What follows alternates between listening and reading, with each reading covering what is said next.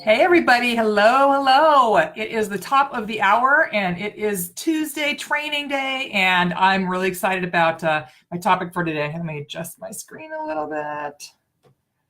Perfect. Got my little background there. I'm still in my home office. I'm super excited to be in Vancouver, hopefully for at least a few more days. And if you're joining me, say hello. Hi, Melissa. I see you there. So happy to see you, girlfriend. Say hello. Let me know you're here. Hi, Trish. I don't want to spend a lot of time like chatting back and forth because I want to get right into the content for today. But I did want to acknowledge those of you that are here, and hopefully more of you will be jumping on. If you're watching the replay, please make sure you just use the hashtag replay when you're putting in comments, and I'll be checking those as well. So let's just imagine this scenario for a second. Your home office is a disaster. You're overwhelmed. Your calendar is jammed. You have way too much to do. You're overwhelmed. Your house is a mess. Dinner's burning. Your kids just inform you that he needs 3 dozen cupcakes for a class project tomorrow. And, you know, like, when did they start celebrating National Kids Day? What the heck is tomorrow anyway? Now you're super overwhelmed, right? Have you noticed how just saying those 2 words out loud sometimes makes it seem okay that nothing's getting done, or worse, that nothing's changing in your life or business? That's a big question. Over the past 10 years in my work as a business coach and a trainer, I've heard those 2 words more times than I can count, especially for women, because we tend to take on too much in every area of our lives. It's really easy to default to the helpless and hopeless space that encompasses that being overwhelmed. It's almost as if by claiming your place in that overwhelmed line, you have an excuse for the chaos in your life and the lack of results in your business. So I'm just curious if anybody can relate to that, because I know I can. And as much as I teach this stuff and I know about it, and you know, it's still something that I struggle with all the time. Getting ready to speak to a Rotary group. Okay, Trish. Well, that's cool. Are you overwhelmed by that? It's funny. I put this out on social media this morning, and somebody that did the entry questions, she answered, how did you find my group? And she said, you know, online. And then I said, have you taken my 5-day free leverage and launch challenge yet? Because that's one of the questions. And she said, no. And then parentheses, she wrote, overwhelmed. So I thought that was pretty awesome. Yeah, I'm sure that you probably can relate to that, especially as women. It's something we all struggle with. And, you know, it really bothered me when I first started my coaching business 15 years ago. As a coach, my job is to support my clients in figuring out exactly what they want and then helping them take action. And if you're not super clear about who I am, if you're new here, if you're just discovering me, that's awesome. I'm really glad you're here. My name's Julianne Jones. I'm known as the virtual rock star. My superpower is working with coaches, therapists, mentors, change agents of any kind, anybody who works with one-on-one clients or team members who are overwhelmed and bottlenecked with the one-on-one aspect of that client work. And what I do is I help them instead translate the process into an online program that allows them to clone themselves, work with and impact more clients, free up their time, and scale their income. And so that's really what it's all about. And what I want to talk about today is this concept of feeling overwhelmed. What I want to start with is communicating this to you, and this might really hit home. I hope it does. It's not the circumstances in your environment or your life that make you feel overwhelmed. It's the choice that you make to be overwhelmed that causes you grief. So let that sink in for a second. When you throw up your hands in that moment of declaration, I'm overwhelmed, and you choose that overwhelmed mindset, you're actually substituting results for a really good excuse, or what you perceive to be a good excuse. And I'm going to talk more about that in a second. But it means you're robbing yourself of the motivation to change your circumstances or the way that you're looking at them. And it's paralyzing in absolutely the worst way, I think. When one of my clients tells me that they're overwhelmed, I immediately ask them, what is it that's making them feel that way? And surprisingly, a lot of times they can't even really answer that question without further prodding and poking from me. We have to go deeper because they don't even really know the answer. They're so stuck that they can't see what's holding them back. So they've really completely committed, I will say that, to being overwhelmed, right? That's they've claimed that, and they've lost sight of what's causing them to feel that way. And it sounds incredible, but it's absolutely true. That's because overwhelm, by its very nature, gives you an excuse not to take action. And it encourages you to just spin and complain in the powerlessness of that overwhelmed definition without really doing anything to change your circumstances. And it might really be painful, but it's easier than actually taking action and doing something, especially if you perceive it as imperfect action or you don't know which action to take, okay? When you don't take action, you don't get results.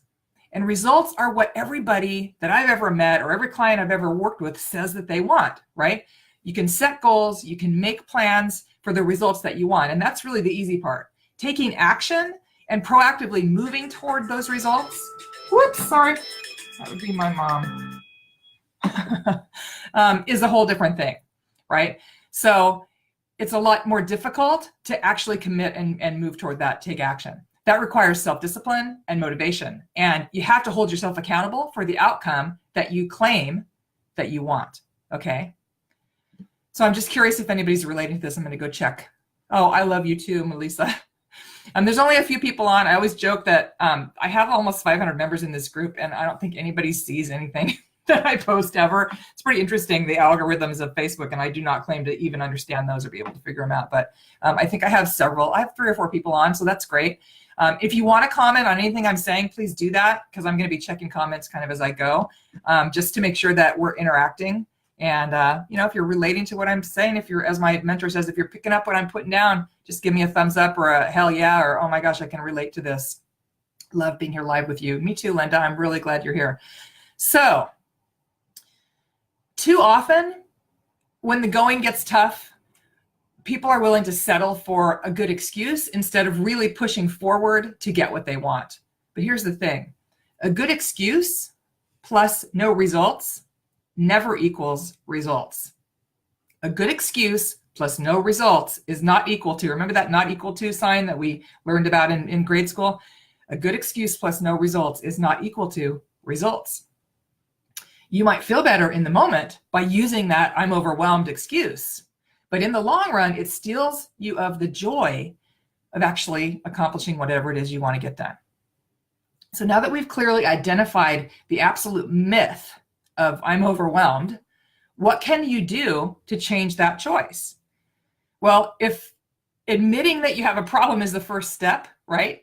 Then conceding that you're not actually overwhelmed, but instead you're just choosing to identify your current circumstances in that way is where you start, okay? So just be willing to consider that you might not be overwhelmed and redefine your state of mind to something different that feels better, like very busy or completely involved in the moment.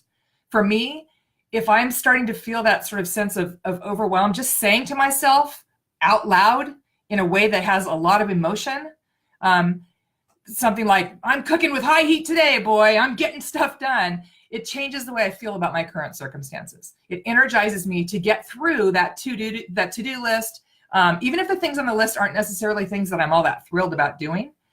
So first, make a choice to identify your state of mind in a more positive way. Okay, and I'm actually going to type that here in the comments. Hi, Barbara, good morning. Identify your state of mind in a more positive way. Okay, that's the first thing that we're looking at. You have to own the fact that I'm overwhelmed is an excuse and it's a choice you're making. And then and then identify your state of mind in a different, more positive way. What is it that you need to say to yourself that's going to help you? Okay. Then specifically look for what it is that you think is maybe making you feel overwhelmed. So what I like to do is sit down and write out a list of every single thing that I have to do, because too much to do is usually what we mean when we say that we're overwhelmed, just so you know. So I don't want you to hold back. You're going to brain dump, and you're going to dump everything that you can think of, from emptying the garbage to, you know, completing a month's worth of training to, you know, getting your Facebook group started, whatever it is that's on that list. Nothing is too big or too small, okay? Brain dump it all, get it out of your head, because if it lives in your head, it's just like the song says, it's destroying the life that creates it, right? So get it out. And at the end of that process, you're gonna have a real true read on what you actually have on your plate. And what I found as a coach, with literally zero exceptions, you guys, is that once you confront, you're confronted with that list, you look at what you actually have to do, it puts things into a measurable perspective. And then you realize that you're really blowing those to-dos completely out of proportion, either because you weren't aware of them before, or because, again, there's a lot of things on that list that you might not really want to do. Okay.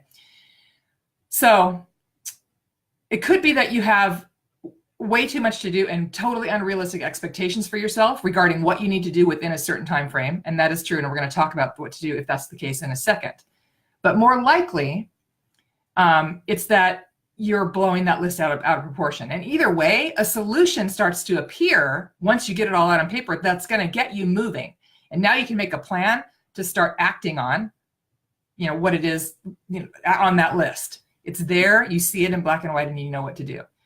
I'm going to give you an example of how that looks. And I actually shared this yesterday on my group call for my 90-day fast action launch. But I worked with a client years ago, and I really distinctly remember she came to a coaching call, and she was planning a trip overseas. She'd won an incentive trip with her company to, I think, Paris or something. And she came to the call, in her words, completely overwhelmed. And she couldn't possibly see how she was going to get it all done, right? So we did this process. The first thing I said was take out a piece of paper, and we started brainstorming, making a list together. And she put on her list, pack, go to the bank, change my voicemail, stop my mail, hire a pet sitter, all that stuff that you have to do before you go on a 2-week trip. Admittedly, it was a pretty big list. But once we really started breaking down how long each of those items would take, she completely started to see the light at the end of the tunnel. And that's the second part of this, okay? You look at that list, and now when you really look at each item and say, okay, how long realistically is that going to take me to do? It totally changes your perspective. Okay, so in her panic state of mind, and without actually defining what she needed to do, she was letting herself believe that every item on her list, the one that was living in her head before we brain dumped it, was going to take forever to complete. And when I asked her, okay, what can you do today? And she looked at the list and said, well, I have to pack. And I said, how long is that going to take you? And she thought about it for a minute, and then she said an hour or two tops. I reminded her that, okay, it was 9 o'clock in the morning. We were getting off at 9:30. She could probably be done packing before lunch and move on to the next item on her list. Okay, so once she put packing in proper perspective, it shrank by several hours in her mind. And it helped her see that it really wasn't as big a deal as she had sort of blown it up to be in that overwhelmed state of mind that she had chosen, right? Which we've already talked about. So as we worked through the rest of the items on her list, she started to realize something really interesting that she hadn't thought of before. Not only could she get everything done in plenty of time and really be ready to leave because her trip wasn't for like a week, but she could do it while she was still taking care of the other day-to-day activities in her life that needed her attention, and without feeling overwhelmed or claiming that. And more importantly, she did it in a way that helped her take back her power. And for me, that's what it's all about. Okay, so realistically looking at everything on your to-do list, and creating a clear plan for how long each one of those items is going to take you to accomplish is really the biggest thing you can do when you feel that overwhelmed state. And then you're going to get a ballpark idea of when you're going to do each one of those things on the list. And you can write that on a calendar if you want or whatever. It doesn't have to be scheduled, but you kind of get an idea. Once you shine the light of truth on that list and you look at that through those objective, realistic eyes, your whole perspective and usually, your attitude and your energy is going to shift, right? So with that plan in place, you can start to take action from a place of calm and control instead of chaotic, chicken with your head cut off energy that's brought you to the space of feeling overwhelmed because you've declared that. So hopefully that makes sense. Okay, so I want to go and check in on the comments because a ton of you are interacting, which I love so much. That's what I love about lives, doing these Facebook Lives. Let's see. Linda says, often overwhelm is because we feel we have no control. Once you write down your brain dump, you have a sense of control. That's absolutely true. Great point, Linda. I agree with that 100%. Let's see. Yeah, so absolutely. Hi, Judy. Love to see you. You heard this training yesterday, but I'm glad you're here today too. So absolutely, it really is about control. And I'm going to tell you, I'm going to type these in the comments too. If you do a brain dump, identify how long each item will take you to do. and then make a plan. Okay. And again, it doesn't have to be a specific plan, but just sort of to let your head know this is going to be taken care of. And that helps you shift your perspective. Okay. So part 2, what if your list truly is too long to realistically get everything done that you need to get done in the amount of time that you have to do it? Okay. And that is possible. Then it's okay to officially declare yourself overwhelmed, right? Well, only if you want to stay stuck with no results. And that's not what you want, right? So I still don't want you to say I'm overwhelmed. I really want to make sure that you really do have too much to do, first of all, and that this isn't just your roundabout way of dodging the action items on your list that you really aren't that lit up about doing. Okay, so if you truly do say, no human being could possibly get all this done in a week, this is insane, if that really is your reality, then you're going to want to employ what I call the triple D formula. Okay, so I'm going to type this in here too. Triple D formula is to delete, delegate, or defer. Okay, so that's the triple D formula.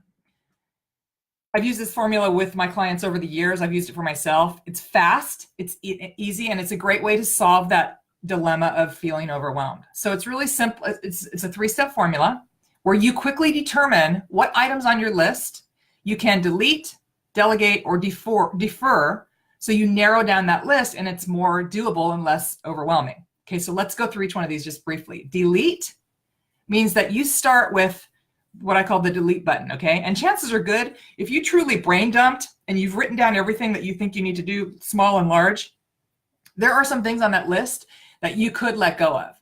And I find that often when I feel like I've got too much to do, it's because I'm crowding my plate with things that I don't really need to do. And a lot of times catching the news tonight or catching up with a friend by making a phone call or answering a call from someone that you know isn't business related if you're working on business, or checking your Facebook, goodness knows, stream, talk about a rabbit hole, or, going and watching a YouTube video and then seeing 5 others pop up that, an hour later you're still stuck on that. Those things, they're time drainers, and they're really not things you have to do. So you have to get really disciplined with yourself about how you're spending your time and what you're going to really look at doing. Okay, so deleting those things that are not important is the key. Get out a marker and go through your list and look for what you can remove from that, and be brutal. Okay, so taking it off your list now doesn't mean that you can never do it. It just means that that activity you're deleting for now in the interest of time, or what you need, what your priorities are for right now. Okay, so that's delete. The second one is delegate. And this is really, if you're a super achiever, and chances are really good if you're in this group and you're looking at building your business that you are, delegating is a lot easier said than done, right? And I speak from experience. I used to think that it was easier for me to just do it myself than it was to take the time to ask somebody to help me and do it for me. And if I'm honest, I really think that I probably do a better job than anyone else if I do it myself. If I delegate it, they're not going to do it the way I want to do it. I'm a control freak. I want it done a certain way, and chances are good they're not going to do it that way. Okay? As a woman, asking for help is not one of my strong suits, even with people that I've actually hired to help me in the past. And let's face it, if you delegate, you have to be willing to let go of that control, and you have to trust someone else to pick up the slack and take on that task, right?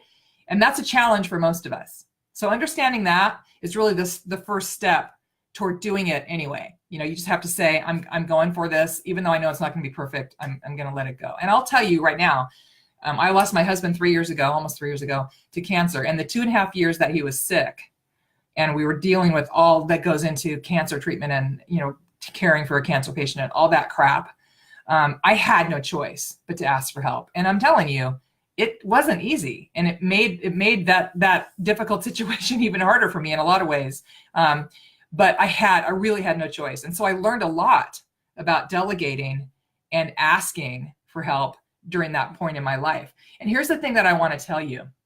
Learning to delegate is honestly one of the greatest skills that I think I've ever cultivated. And it's truly been life-changing for me. And this is the most important part of this. I learned something really important as I got better and better at asking for help through the course of his death, and honestly after he died, because I was a mess. It took me some time to get back on my feet. When you ask someone for help, it's a huge compliment to them. And this is really true if you're someone like me who rarely asks for help or seems to have it all together. If somebody outside my life is looking in at it, they're like, oh yeah, she's totally, together. She would never need any help from me. When you ask someone for help from that, who maybe has that perspective on you, that person a lot of times feels honored. More than once, I've had the person I'm asking for help tell me, wow, what an honor that you'd ask me for help. Gosh, I'm honored to help you. That's a pretty humbling thing. And it's a pretty awesome side effect to learning to delegate. And it's a whole new perspective. It's like you're really honoring that person that you're asking, and empowering them by asking. So kind of think of it in those terms as well. It's a really beautiful way to look at that delegation. So go back to that list that you made, that brain dump list that you made, and ask yourself specifically what you could delegate and to whom you could delegate it. Could you have your husband pick up the dry cleaning, or could you ask, your one of your teenage kids to help you with something technical, or could you have an assistant take over your email? You're going to be amazed at the things that you can cross off that list when you really start to ask others to help you and let go of the need to be perfect. Is it going to be done as perfectly as you might have done it? It probably isn't. I'm going to tell you, but they're going to be, the item's going to be done, right? And most of the time, that's a lot more important. So empower the people in your life by asking them for help. I'm going to type that in here too. Empower the people in your life by asking them help. I love that. That's one of my favorite parts of this training, actually. Okay, and then finally, we're going to talk about defer. There are things on your list that you could probably defer until later. Okay, so can you put off getting a bedroom painted, or filing all those files in the corner of your office, or updating your profile on LinkedIn? Could you put that off and maybe do it down the road when you don't have so much to do or so much on your plate? You probably could. And if you truly have a lot to do, putting off less important things is a smart tactic for moving out of that overwhelmed state almost immediately. Those things on your list that feel urgent really aren't as important and can steal valuable time from what you really need to focus on getting done, okay? And a lot of times I find, unfortunately, that things that end up on my defer list are things that I don't really mind doing, right? It's easy to distract myself from the more important, bigger items on my list by looking at the little things. So if it's more involved or it's more difficult, I'd rather really just focus on the menial stuff that are no-brainers. So if you're busy, then you have to make sure that you're spending your time on high-value activities, and the rest can wait. And I'm going to tell you, a lot of times, if you're declaring I'm overwhelmed, it's probably because you're focusing on the urgent. What help me out. The guy who wrote 7 Habits, Stephen Covey, calls urgent rather than important, right? You're focused on all that little minutia that's easy to get done. You can almost do it in your sleep, that keeps you busy, and not the bigger, most important stuff that makes you feel overwhelmed, okay? So focus on your time on those high value activities and let the rest wait. And you'll be surprised at what you can eliminate and how quickly you get that list narrowed down as you work through this defer step, okay? So let's review. First, hopefully you understand now what you're actually doing when you declare that you're overwhelmed. And more importantly, hopefully you see how destructive that is and how it absolutely does not serve you. And then hopefully you also understand that a good excuse, I'm overwhelmed, is no substitute for actual results. Remember that not equal sign, okay?